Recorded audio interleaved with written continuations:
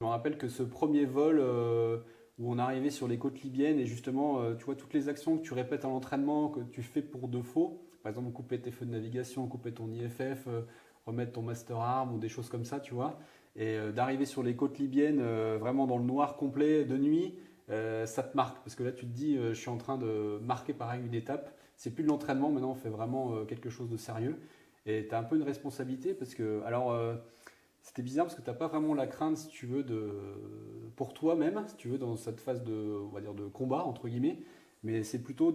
surtout de ne pas faire de bêtises, tu vois, de vraiment appliquer les règles, faire les procédures comme on m'a appris depuis toujours, et t'es vraiment, il n'y a plus du tout il y a du stress, mais c'est pas du stress de peur de combat comme peut peut-être le connaître un fantassin ou quelque chose, un infanterie qui est vraiment au contact du combat. Mais là, c'est plutôt, je veux pas faire de bêtises. Si jamais je suis amené à livrer une bombe, je veux que ce soit fait dans les règles de l'art et qu'on puisse rien me reprocher et que je fasse ça vraiment le plus proprement possible. Voilà.